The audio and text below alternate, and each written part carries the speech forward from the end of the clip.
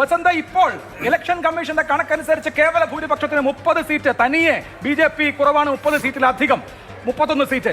ഇപ്പോൾ കോൺഗ്രസ് ഉന്നയിക്കുന്ന ഒരു പ്രധാനപ്പെട്ട ആരോപണം ഈ ഫിഗേഴ്സ് പിന്നെ അപ്ഡേറ്റ് ചെയ്യുന്നില്ല എന്നുള്ളതാണ്. UP-യിൽ അപ്രതീക്ഷിതമായ തിരിച്ചടി, ബംഗാളിലും രാജസ്ഥാനിലും തിരിച്ചടി. ഈ നിലയിൽ BJP എങ്ങനെയാണ് കാര്യങ്ങളെ മാനേജ് ചെയ്യുന്നത്? അഭിലാഷ്, ഏതായാലും BJP പ്രതീക്ഷിച്ച ഒരു കണക്കുകളും എത്തിയിട്ടില്ല. അവരുടെ ഇപ്പോഴത്തെ നില വെച്ച് നോക്കുകയാണെങ്കിൽ 230-ൽ നിൽക്കുന്നു എന്നുള്ളതാണ്. BJPക്ക് ഒറ്റയ്ക്ക് കേവല ഭൂരിപക്ഷം ലഭിക്കില്ല എന്നുള്ളതാണ്. സഖ്യകക്ഷികളായ തെലുഗുദേശത്തിൻ്റെയും അതോടൊപ്പം തന്നെ നിതീഷ് കുമാറിൻ്റെ ജനതാദൾ യുണൈറ്റഡിൻ്റെയും ഒക്കെ സഹായത്തോടെ മാത്രമേ കേന്ദ്രത്തിൽ സർക്കാർ ഉണ്ടാക്കാൻ കഴിയുകയുള്ളൂ എന്നുള്ളതാണ്. മഹാരാഷ്ട്രയിൽ പ്രകടനം കാഴ്ചവെക്കാൻ കഴിഞ്ഞില്ല.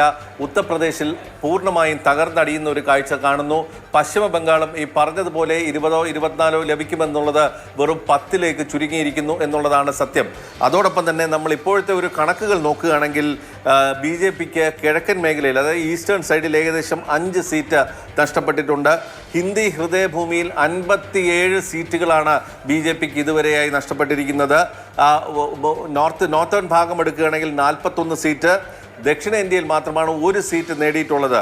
വെസ്റ്റേൺ സൈഡിൽ, അതായത് മഹാരാഷ്ട്ര തുടങ്ങിയ സൈഡുകളിൽ 23 സീറ്റും നഷ്ടപ്പെട്ടിരിക്കുന്നു എന്നുള്ള ഒരു കണക്ക് ഇപ്പോൾ പുറത്തു വന്നിട്ടുണ്ട്. അതാണ് BJPയെ വലിയ തോതിൽ പിന്നോട്ട് വലിച്ചിരിക്കുന്നത്. മഹാരാഷ്ട്ര, ഉത്തർപ്രദേശ്, പശ്ചിമ ബംഗാൾ ഈ 3ഇടത്തും ഇവർ പ്രതീക്ഷിച്ച വോട്ട് ശതമാനം ലഭിച്ചില്ല. അതോടൊപ്പം തന്നെ സീറ്റുകളും ലഭിക്കാത്തത് BJPക്ക് കനത്ത തിരിച്ചടിയായി എന്നുള്ളതാണ്. പിന്നെ 2 കാര്യം കൂടി നമ്മൾ ഇതിൽ ശ്രദ്ധിച്ച് കാണണം. ഉത്തർപ്രദേശ് പോലുള്ള സംസ്ഥാനങ്ങളിൽ അവിടെ ഈ തിരിച്ചടിക്ക് പ്രധാന കാരണം വരുന്നത് ഒന്ന്, ദളിത് വോട്ടുകളിൽ വലിയ തോതിലുള്ള ചോർച്ചയാണ് നഷ്ടപ്പെട്ടിരിക്കുന്നത്. ദളിതുകൾക്ക് ഭൂരിപക്ഷമുള്ള അല്ലെങ്കിൽ ദളിതുകൾക്ക് സ്വാധീനമുള്ള ഏകദേശം 38 മണ്ഡലങ്ങൾ BJPക്ക് ഉത്തർപ്രദേശിൽ ഇത്തവണ നഷ്ടപ്പെട്ടിരിക്കുന്നു എന്നുള്ളൊരു കണക്കാണ് പുറത്തു വന്നിരിക്കുന്നത്. അതായത് ലീഡ് വളരെ അല്ലെങ്കിൽ പിന്നോട്ട് പോയിരിക്കുന്നു, അല്ലെങ്കിൽ പിറകിലാണ് എന്നുള്ളൊരു വിവരമാണ് പുറത്തു വരുന്നത്.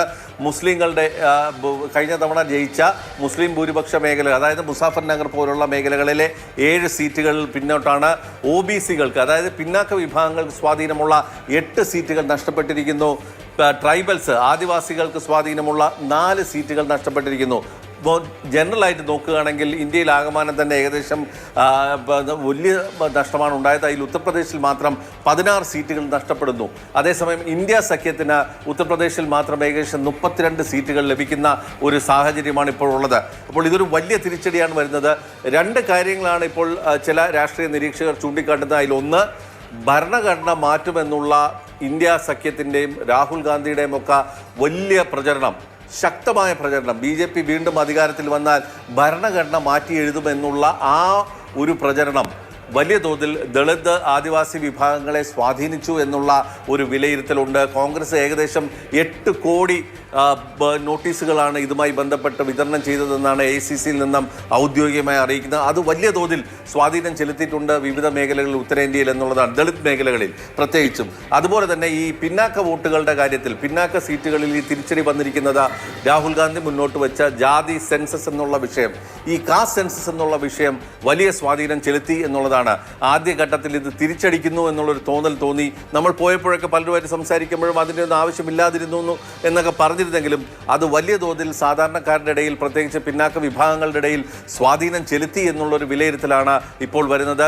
കഴിഞ്ഞ തവണ ചിതറിപ്പോയ മുസ്ലിം വോട്ടുകൾ ഇത്തവണ വളരെ കൃത്യമായി ഒരു സ്ട്രാറ്റജിക് വോട്ടിങ്ങിലൂടെ തന്നെ കൃത്യമായി ജയിക്കുന്ന സ്ഥാനാർത്ഥിക്ക് നൽകുന്ന ഒരു സാഹചര്യം വന്നപ്പോൾ ഉത്തർപ്രദേശിലെ പ്രത്യേകിച്ചും പശ്ചിമ UP-യിൽ ഖൈറാന പോലുള്ള മണ്ഡലങ്ങൾ, സഹാറൻപൂർ പോലുള്ള മണ്ഡലങ്ങൾ, അതുപോലെ മുസാഫർ നഗർ, ഈ മേഖലകളിലൊക്കെ തന്നെ വലിയ വിജയം നേടാൻ ഇവർക്ക് സഹായകമായി എന്നുള്ള ഒരു വിലയിരുത്തലാണ് ഇപ്പോഴുള്ളത്.